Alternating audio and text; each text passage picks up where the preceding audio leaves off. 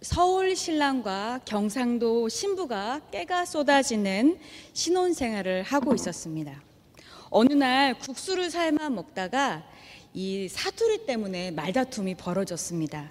그 이유는 신랑은 국수가 맞다고 하고 신부는 국시가 옳다고 말했기 때문입니다. 한참을 싸우다가 결판이 나지 않아서 이웃에 사시는 선생님한테 물어보기로 했습니다. 선생님, 국수와 국시가 어떻게 다른가요? 그랬더니 선생님께서 예, 다르죠. 국수는 밀가루로 만든 것이고 국시는 밀가리로 만든 것입니다. 그럼 밀가루와 밀가리는 어떤 차이가 있습니까? 예, 밀가루는 봉지에 담는 것이고 밀가리는 봉다리에 담는 것입니다. 그럼 봉지와 봉다리는 어떻게 다른가요? 예, 봉지는 가게에서 파는 것이고 봉다리는 전방에서 파는 것입니다. 그럼 가게와 전방은 어떻게 다른가요?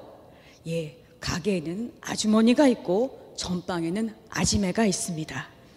그럼 아버지와 아주머니와 아지매는 뭐가 다른가요? 네, 아주머니는 아기를 업고 있고 아지매는 얼라를 업고 있습니다. 아기와 얼라는 그럼 뭐가 다른데요? 네, 아기는 누워 자고 얼라는 디비 잡니다 라고 말했다고 합니다. 한 나라 안에서도 문화와 언어가 이렇게 차이가 나기 때문에 우리는 이런 재미있는 이야기에 웃음을 지을 수 있을 것입니다. 오늘 성경에 등장하는 이 가버나움은 예수님의 고향 갈릴리에서 그리 멀지 않은 북쪽 해안에 위치해 있습니다.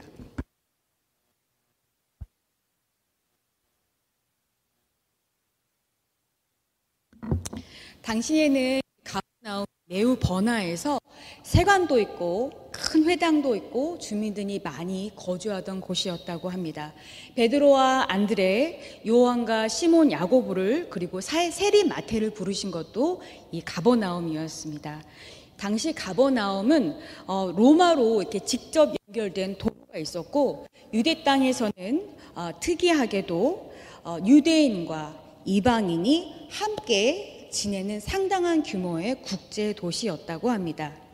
예수님의 공생애를 기준으로 봤을 때 가버나움에서 가장 오랜 기간 머무셨습니다. 그래서 신약 성경에만 이 가버나움이 16번 언급될 정도로 예수님께서는 가버나움에서 다양한 사역을 펼치셨습니다. 어떻게 보면 가버나움에서 핫 이슈였던 예수님의 사역은 이 무역 보따리에 실려서 이스라엘 전 지역으로 퍼져나갔고 세계 각처로 예수님의 이야기가 퍼져나가고 있었을 것입니다. 이 오늘 읽은 본문은 마가복음 2장이고요. 마가복음 1장 40절 후반부에 보면 예수님이 이 나병 환자를 고쳐준 이야기가 나옵니다. 그래서 예수님께서 이 나병 환자를 고쳐준 다음에 이 환자에게 이 신신당부를 하면서 바깥에 나가서 이야기를 하지 말라고 해요. 근데 이 나병 환자가 너무 기쁨에 들떠서 곳곳에 다니면서 자기의 이야기를 전해줍니다. 그래서 이 예수님의 이야기가 온 사방으로 퍼져나가서 예수님께서 그 마을에 머무시지 못하고 상당 기간 먼 바깥 외딴 곳에 머물러 있다고 기술되어 있습니다. 며칠이 지나서 예수님께서 가버나움으로 돌아오셨을 때는 예수님이 오신다는 소문에 정말 많은 사람들이 예수님 주변으로 모여들기 시작했습니다. 그래서 예수님이 어떤 집 안으로 들어가시자 문 바깥에 사람으로 꽉 들어차서 문전성시를 이루고 있는 지경이었다고 합니다. 이때에 이 군중들 속에 마비증, 저희 성경에는 중풍증이라고 나와 있는데 이 마비증에 걸려서 사지를 움직이지 못하는 사람을 4명이 들것에 실고 예수님을 만나기 위해 달려오는 이야기가 펼쳐집니다. 문화까지 가득한 군중 속에서 고군분투하던 이 4명은 합심해서 지붕을 뚫고 마비증에 걸린 친구를 예수님을 향해 내려보내게 됩니다. 이스라엘은 겨울에는 비가 많이 내리고 여름에는 몹시 더운 지중해성 건조한 지중해 기후를 띠고 있습니다. 그래서 집안이 너무 더울 때는 이 지붕에 올라가서 휴식을 취하기도 하고 작물을 말리기도 하는 등의 목적으로 지붕이 이용되었다고 합니다. 때문에 가정집의 지붕은 이렇게 뾰족한 것이 아니라 평평하게 나무 기둥을 볼을 대고 그 위에 건초나 나뭇가지를 쌓아서 사이사이를 진흙으로 메꾸는 구조를 가지고 있었습니다. 그리고 이 옥상형 구조를 가지고 있었기 때문에 집 밖에다가, 우리 한국의 예전에 한번 옥상 생각하시면 될 것 같아요. 집 밖에다가 이 옥상으로 나갈 수 있는 계단을 설치해 두는 것이 일반적인 구조였다고 합니다. 따라서 이 4명의 친구는 집 밖에 위치한 옥상으로 올라가는 계단을 이용해서 지붕을 걷어내고 친구를 내려보내게 된 것입니다. 저와 여러분이 지금 이렇게 예배를 드리고 있는데 갑자기 이 지붕에서 누군가가 천장으로 지붕을 이렇게 하나씩 뜯어내고 있다고 생각해 보십시오. 한 사람이 침상에 들어갈 때까지 지붕이 걷어내지고 있는 모습이 아랫사람들은 아마 이렇게 보면서 쳐다보았을 것입니다. 지붕을 뚫는 4사람들은 사회적 관습이나 예의 아니면 체면 등의 염려보다는 아픈 이를 예수님께 보이기 위한 간절한 노력이 있었습니다. 눈먼 바디메오에게 예수님은 가거라, 내 믿음이 너를 구원하였다라고 말씀하셨습니다. 혈루증에 걸려 신음하는 여인에게 따라 안심하라, 내 믿음이 너를 구원하였다라고 말씀하셨습니다. 그런데 이번 본문에서 이 병에 걸린 사람이 치유받기 위한 열망이 아니라 병에 걸린 이를 안타까워하는 그들의 믿음을 보시고 라고 누가복음 2장 5절에 쓰여 있습니다. 예수님은 그들을 이기적이라고 꾸짖지 않으시고 뭐 하는 짓이냐고 말씀하지 않으셨습니다. 오히려 그들의 믿음과 확신을 보시고 마비증에 걸린 병자에게 치유의 선언을 하셨습니다. 이때 그 많은 무리 속에 율법학자 몇 명이 앉아 있다가 성경에 보면 마음속으로 따져보고 있었다라고 이야기해 줍니다. 여기서 우리는 그들의 마음으로 따져보고 있었다라는 단어에 집중해 보도록 하겠습니다. 이들이 말은 하지 않고 마음으로 따져보는데 예수님이 영으로, 스피릿으로 그것을 알아채셨어요. 그리고 그들의 물음을 대중 앞으로 드러나게 하셨습니다. 마치 혈류증에 걸린 여인이 조심히 예수님의 옷자락을 손에 대었는데 예수님이 그 혈류증에 걸린 여인을 대중 앞에 세우신 것과 마찬가지로 논쟁을 수면 위로 떠오르게 하신 것입니다. 당시 가버나움에는 유대인뿐만 아니라 이방인의 무리도 섞여 살았습니다. 서로 다른 관습과 예법, 문화가 한데 뒤엉키기도 했을 것입니다. 하지만 유대인들은 대놓고 이방인과 선을 긋고 자신들의 정당함을 드러내며 살던 시대였습니다. 여기서 이 율법학자란 대개 모세의 율법을 가르치는 사람을 일컫습니다. 후에 이들을 랍비라고 부르기 시작했죠. 그들은 가르치는 것에 대해서 일절 보수를 받지 않았던 것을 원칙으로 한다고 합니다. 그래서 그들은 생활비를 구하기 위해서 보통은 가내수공업을 하면서 자신의 생계를 감당하면서 이 율법학자의 역할을 했는데 간혹 제사장을 겸하기도 했지만 대부분은 자신의 직업을 갖고 있었습니다. 그리고 정기적으로 대제사장과 원로들을 만나는 위치에 있었습니다. 그런데 이렇게 중요한 위치에 있던 율법학자들이 점점 시간이 흐르면서 오히려 율법의 노예가 되는 모습을 신약 성경에서 만나볼 수 있습니다.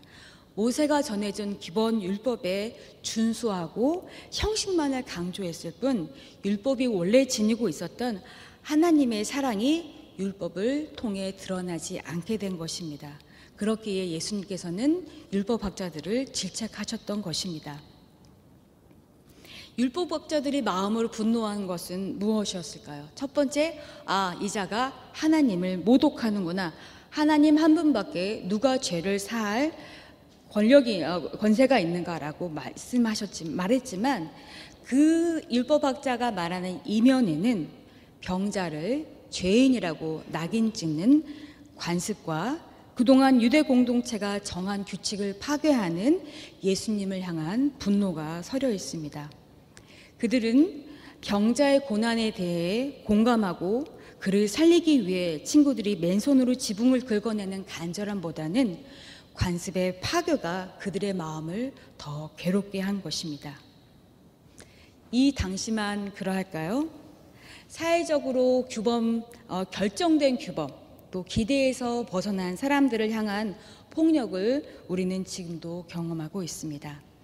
그리고 관습과 기대에서 벗어난 사람들을 향해 우리가 손을 뻗었을 때 우리가 경험하게 되는 첫 번째 단계가 바로 내 주변에서 나를 마음으로 따져보는 사람들입니다. 예수님은 따져묻는 율법학자들을 향해서 이렇게 물으셨습니다. 죄를 용서받았다 말하는 것과 일어나서 깔자리를 걷어치우고 걸어라 라고 말하는 것 중 무엇이 더 쉬우냐? 그런데 율법학자들은 여기에 대답하지 않습니다. 왜냐하면 율법학자들에게는 이 두 가지 모두가 어렵기 때문입니다. 첫 번째, 죄는 하나님만 용서해 주실 수 있는 것이기에 어렵고, 두 번째, 저주받은 병이라고 여겼던 마비증 환자가 일어나 자리를 걷고 걸어가는 것은 의학적으로 불가능하기 때문에 어렵습니다. 결국 이 두 가지 모두 율법에 갇힌 그들 스스로는 해결할 수 없는 일입니다. 그들이 가장 쉽게 하는 일은 정죄하는 일입니다. 다문화 국제사회인 가버나움과 같은 이곳 토론토에서 우리는 얼마나 많이 서로의 다름을 경험하며 살아가는지 모르겠습니다. 국수를 국시로 말해야 한다고, 때론 얼라보다는 아기가 맞다고 따져 묻고 싶을 때가 얼마나 많습니까? 또 우리를 향해서 밀가루를 왜 밀가루라고 말하냐며 마음으로 따져보는 사람들이 얼마나 많습니까? 그러나 오늘 본문에서 우리는 알 수 있습니다. 사회적 관습, 율법, 형식, 체면이 깎일지 모른다는 염려보다 아픈 이를 예수님께 보이기 위해 지붕을 뚫는 간절한 노력과 열망, 그리고 그 안에 깃든 사랑을 예수님께서는 높이 보셨습니다. 그들의 믿음과 사랑을 보시고 예수님께서는 치유를 행하여 주셨습니다.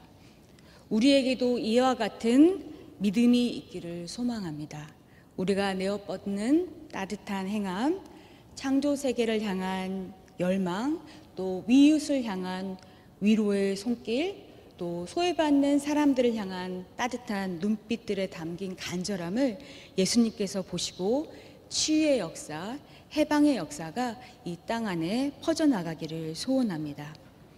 우리 공동체가 행하는 선을 향한 믿음의 열망으로 그동안 우리 스스로가 사회적 관습, 율법, 형식에 억눌려 밟고 일어나지 못한 깔자리가 있다면 그것을 걷어내고 당당히 일어나 걸어나시기를 기도합니다. 예수님의 그들의 믿음을 보시고 마비증에 걸린 이에게 말씀하셨습니다. 그대의 죄가 용서받았습니다. 이 시간 함께 기도하겠습니다.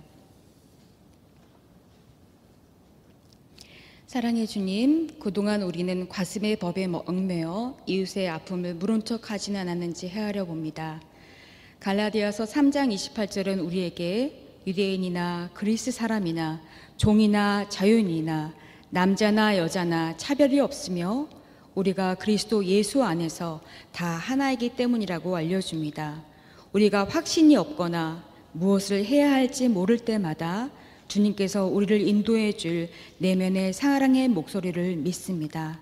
날마다 주님 앞에서 우리 삶을 조율하게 하시고 선을 향한 믿음의 공동체로 지어져가는 저희 될 수 있도록 우리가 함께하여 주시길 예수님의 이름으로 기도합니다.